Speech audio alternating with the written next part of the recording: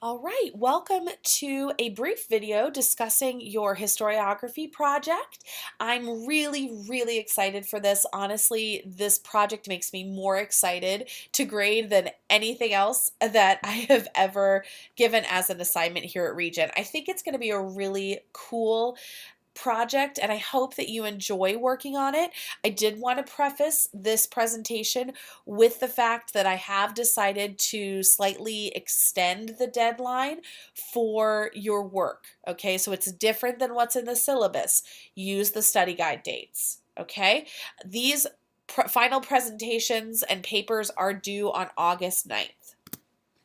So I wanted to give you a little bit of background relating to how and why I designed this assignment for you. Okay.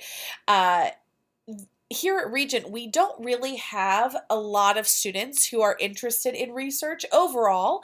The majority of our students are master's level, looking at getting teaching licenses or already teaching and really just trying to get that base knowledge. Very few people go on to get PhDs in dramatic literature, for instance.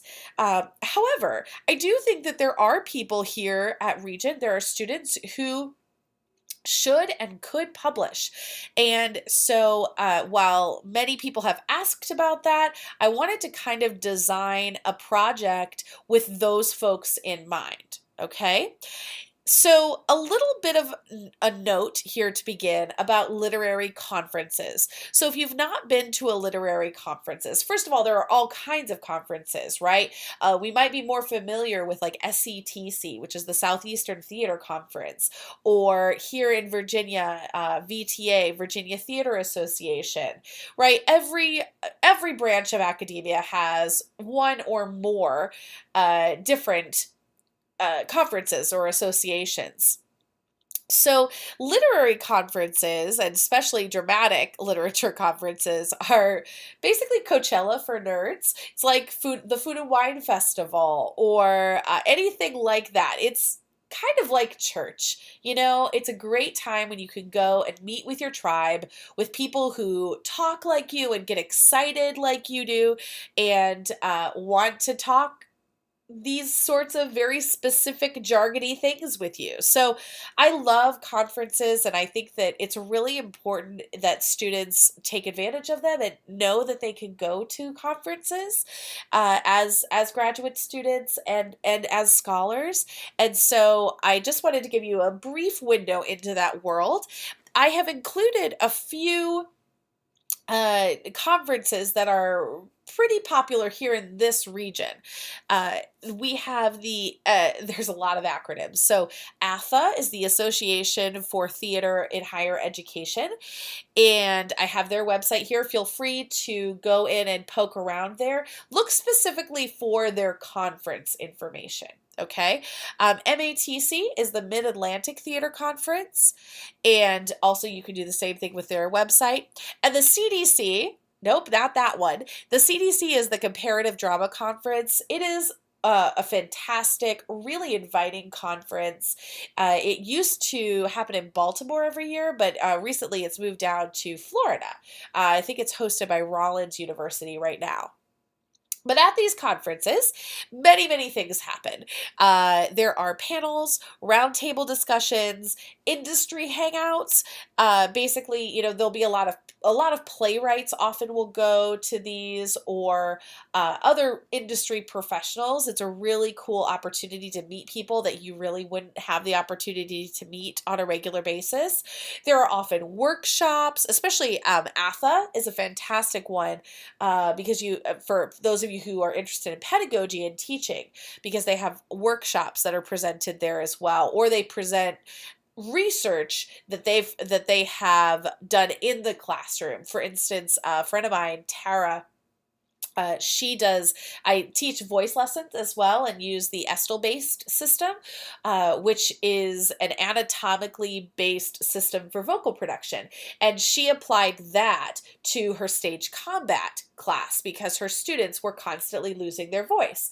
And then she wrote a paper about it and ended up getting published in multiple journals. So anyway, all of these things can lead to publication, and there are often paper presentations, and that's what we are going to be working on for our historiography project.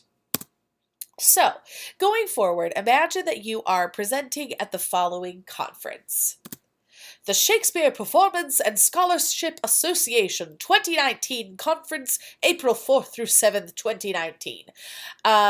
Yeah, I made it up. It's the SPSA for short. But this is what you would see if the SPSA was a real conference. We would have an annual call for papers.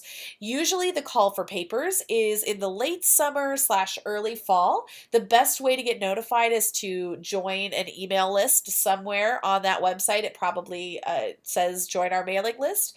Feel free to do that. You may have to sign up and pay dues and things like that, but sometimes you don't have to. Okay, but the call for papers will read something like this, and I will let you pause and read this yourself. But essentially, every conference is usually built around one specific goal, and this conference is going to be built around specifically the role femininity plays in performance of dramatic literature over the course of history. Okay? That's been our class overall. So usually, if you look at the MATC or the ATHA descriptions that I gave you there, you'll see it's much bigger and broader, but I'm going to narrow our focus for our papers, but I've still given you 3 big options that you can decide what you're most interested in for this paper. Okay, so for this conference, we are seeking papers that either examine a historical performance event where gender and specifically femininity were highlighted in a performance of a Shakespeare play. So, a good example of this might be, and I know there are multiple productions of this, but a theater that did an all-female version of Julius Caesar on the steps of the courthouse. Okay, that would be something that you could explore.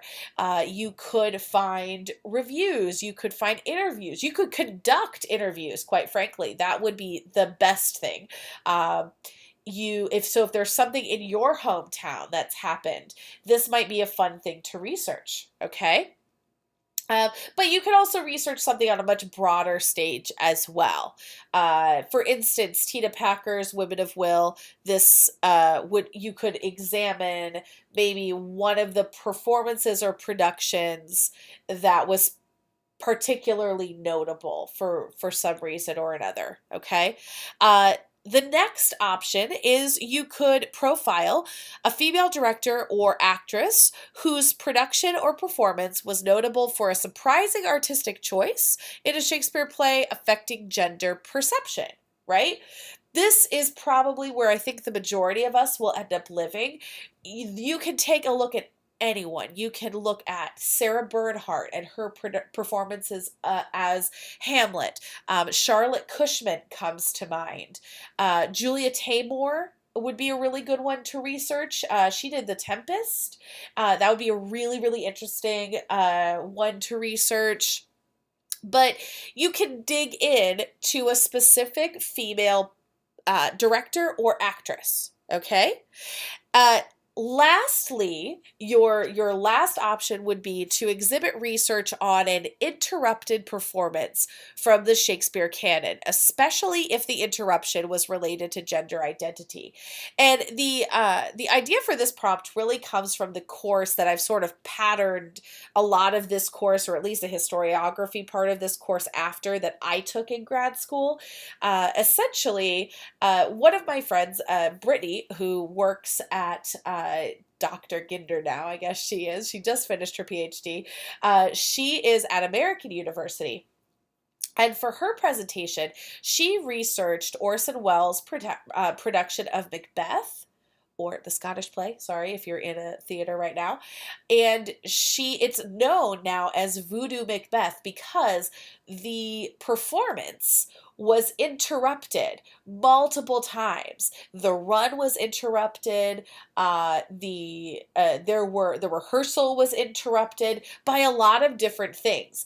Anytime something is interrupted, it could be interrupted by protests. It could be interrupted because it flouts cultural norms or biases. So we know that as historians, our ears should perk up a little bit, and especially as someone who's interested in historiography and how we tell the stories of history, it would be an important thing to look at, okay? So I don't care which one of these three you choose, and if you come up with something that you like a little bit better, let me know. I'll let you know if I think it's going to work. But as long as it somehow addresses Shakespeare, femininity, worldview, and history, you're probably okay. Okay? So the way that you're going to actually put this paper together is in steps, right? Just like for a paper presentation at an actual conference, your abstract and annotated bibliography, your research essentially, is going to be due prior to the actual paper and presentation, okay? So in the discussion board in the appropriate week, you are going to submit an abstract. If you have questions on abstracts or annotated bibliographies, please research online to find some handy-dandy guides for basic writing of these. It's something I can absolutely work with you on if you're still really confused, but there are lots and lots of resources online that thoroughly explain what an abstract should do, what an annotated bibliography should do. The 250 words that I have here, I'd like you to strictly follow them because this is something that they will be looking for if you were to respond to a call for a paper for the comparative drama conference or something like that. Okay, you're going to submit this abstract where basically you're going to lay out your thesis and you're going to lay out what you plan to write about. Okay, you're going to lay out your thesis, and then additionally, you're going to include an annotated bibliography. This annotated bibliography really should include at least 3 primary sources, if possible. I'm open to a secondary source or 2 after that, but I really would like you to have primary sources. We'll talk a little bit about what primary sources are in a few slides, okay? But the abstract and the annotated bibliography are due no later than Thursday, August 26th. Now, what's an annotated bibliography, you ask? An annotated bibliography is essentially your citation. It should say where, what piece of history you're looking at, and then you're going to briefly, very, very briefly describe, summarize what it is and how you plan to use it. Okay.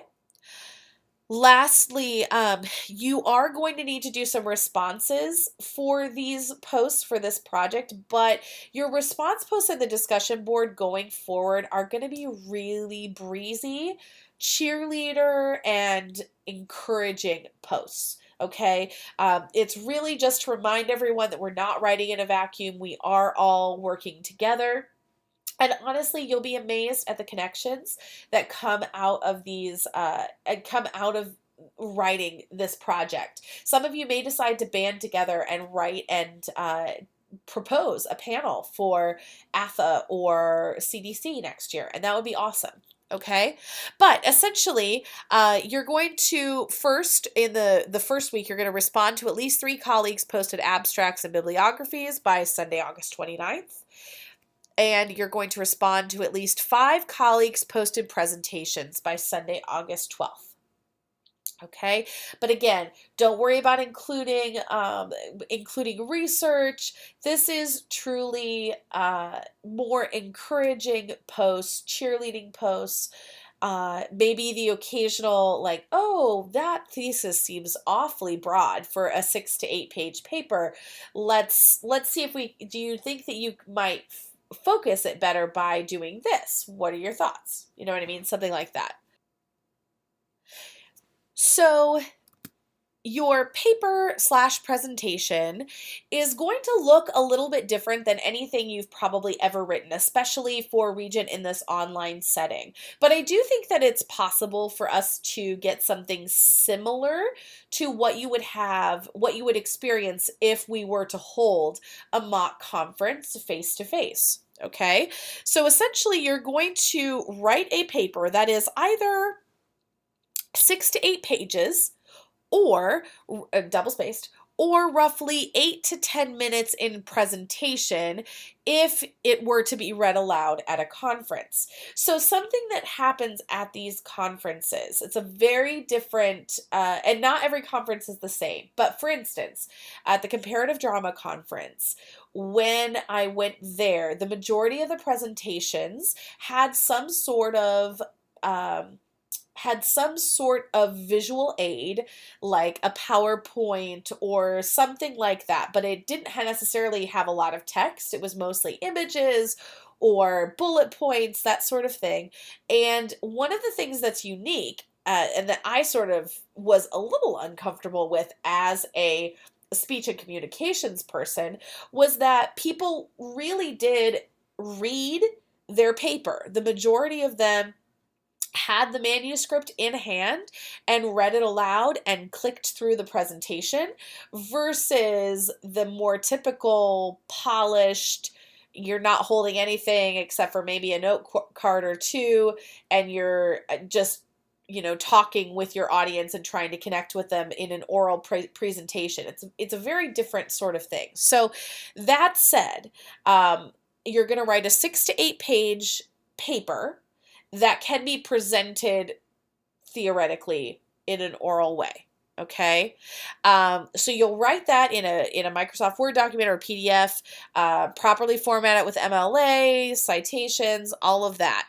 But then you're also going to put with it an accompanying presentation. Okay, so within your paper, where it will sort of step away from a typical paper, you might want to put in like highlighted yellow, click to slide 3, click to slide 4, something like that, so that your colleagues and myself can sort of follow along in this sort of unorthodox setting. Okay, but you're going to also design an accompanying Prezi, PowerPoint, or keynote presentation with images to enrich your hypothetical conference presentation. For instance, say you score an interview with the female artistic director of the company that presented Julius Caesar with an all-female cast on the steps of the courthouse.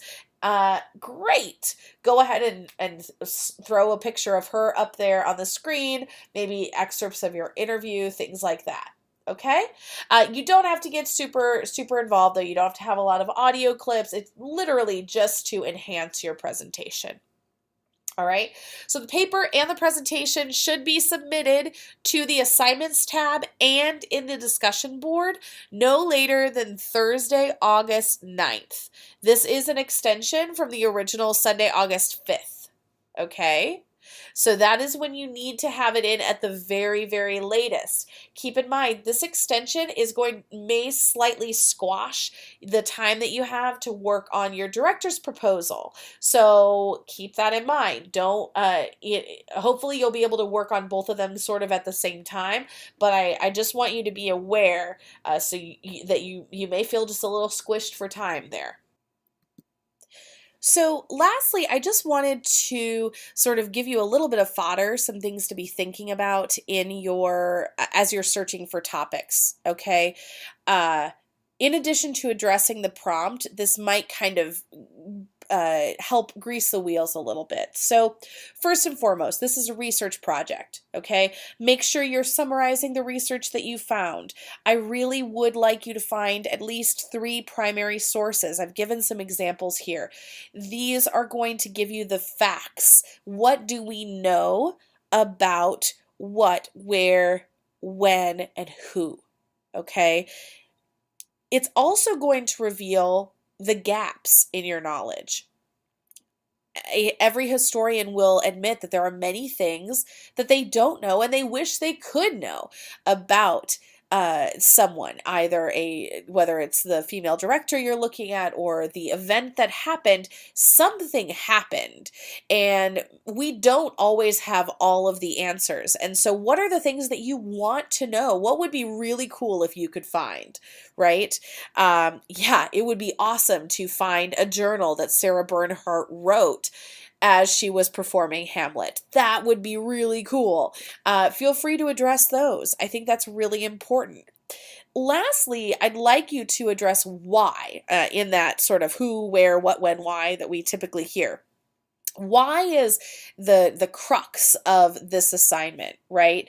This is where in your thesis, I want you to suppose or posit, why was this play done at this time? Was it a reflection of the times, or was it to spark a revolution in the time in which it was performed? Did it relate to political and social events? Jumping down to where I have culture written here, how do cultural biases and theoretical perspectives shape the coverage and memory of your topic? Do we look at this historical event differently now than they did when it was first performed, 100 years ago, 50 years ago? Okay. Also, literary elements should not be ignored either. Are there central issues in the script that were highlighted or covered over in this production? Shakespeare has the beauty of being public domain.